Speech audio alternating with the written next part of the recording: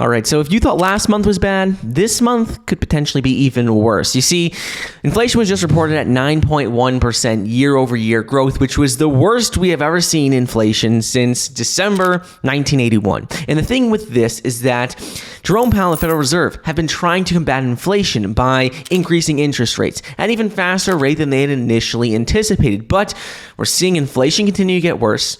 We're seeing that prices all across the board are continuing to rise, and that could potentially mean Jerome Powell, Federal Reserve, are going to take more drastic actions, which is going to have negative impacts on not only crypto, but on the stock market, housing market. This is going to have some big impacts, could potentially bring everything down even further. So let's talk about it. First thing is going to be that inflation was just reported at 9.1% year-over-year growth versus an 8.8% expected.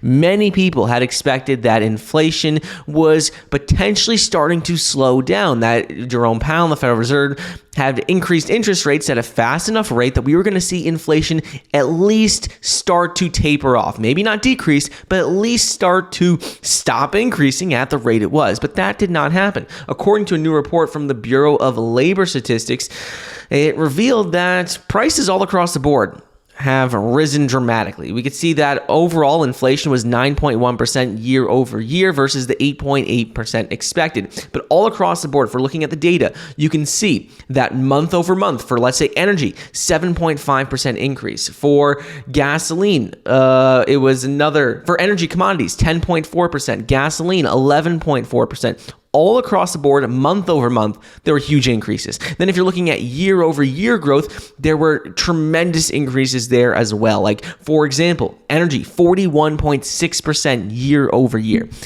And this can't keep going at this rate. This needs to be under control, and that is going to be why the Federal Reserve in the next meeting is going to be increasing interest rates. It's not a matter of if, they definitely are. It's a matter of how much. And that is why we're starting to see markets react negatively to all this news. Jerome Powell and the Federal Reserve have previously said that we were expecting a 50, potentially 75 basis point rate hike, but according to Fed futures rates, we could see that the futures predict that we're going to see about 100 basis point increase. You see right here, 46.4% probability that we're going to see a 100 basis point increase. Well, what does this mean for us? Well, this means that as investors, we're expecting a little bit more pain in the short term. Jerome Powell and the Federal Reserve potentially going to increase interest rates, not at 50 basis points, not at 75 basis points, but at that 100 basis point rate.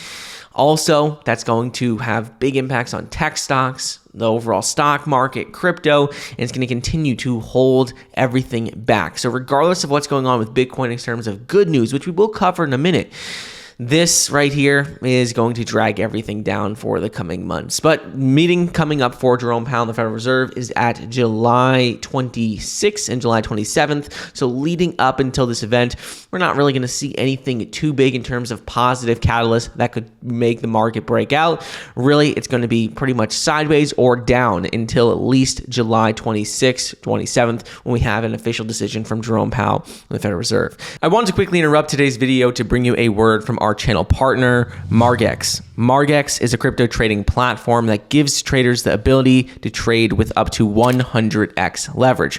While it's important to remember that leveraged trading does carry its risks, you're still able to profit during a bear market. You can both short cryptocurrencies and you can also trade with smaller amounts, especially on Margex, because they have a minimum deposit of only $10 and a minimum trade value of only $1. In addition to this, Margex has a very simple and easy to use platform that allows you to pick between cross margin and isolated margin to help determine your risk. You can use BTC, USDT, USDC, and many other cryptocurrency trading pairs and use these as collateral on the platform. This exchange is definitely worth taking a look at in my opinion, so make sure to use my code in the description. You could get up to $1,500 when you deposit $300 or more, so definitely make sure to use my link in the description. Check out this platform today and let me know your thoughts. Anyways, let's get back to the program. Next thing I want to talk about, though, is going to be what has been going on with Bitcoin, because there is some pretty decent news here. So Coinshares CSO came out and says that Bitcoin will make an all-time high within the next 24 months. within the next 24 months. But the one caveat is that she says, look, right now, there's still room for some downward correction. Usually, Bitcoin has a correction of 80 to 90% from an all-time high. Right now, it's about 65 to 70% down from its all-time high.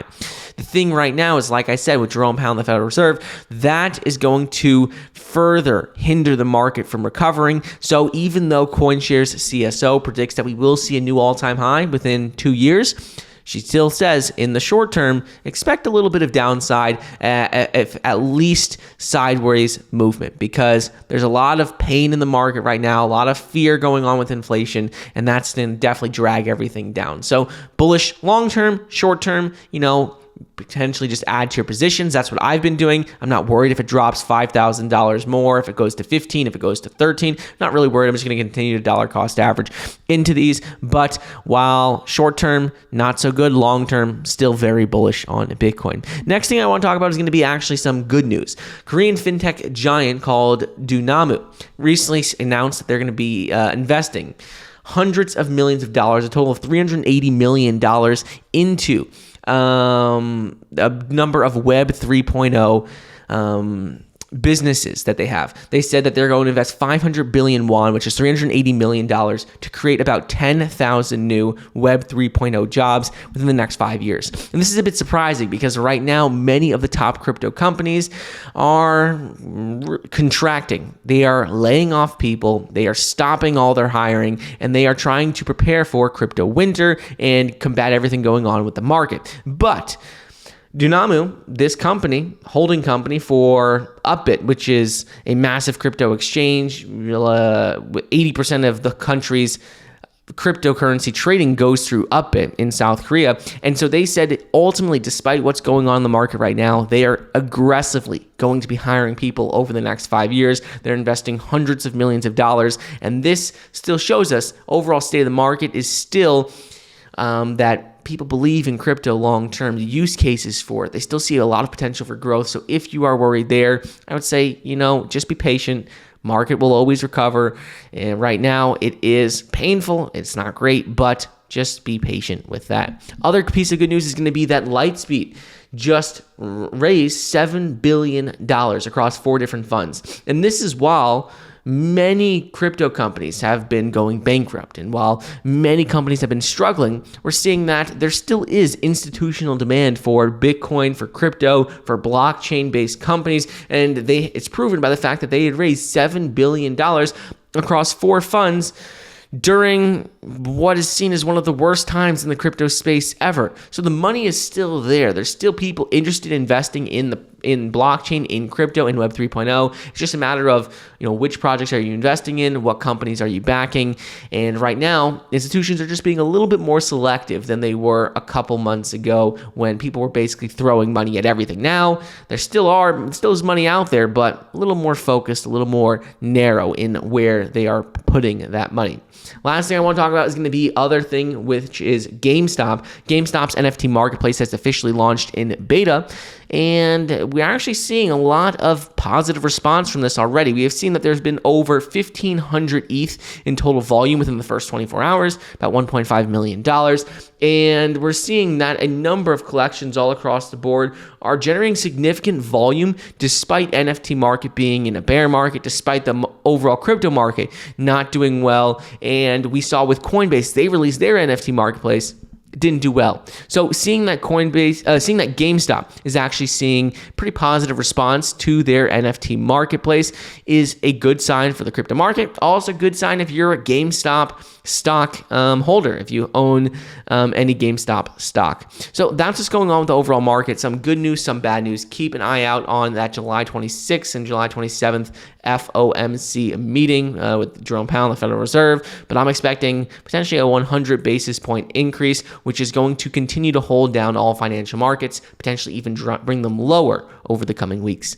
Hope you enjoyed, and I'll see you guys in the next episode. See ya.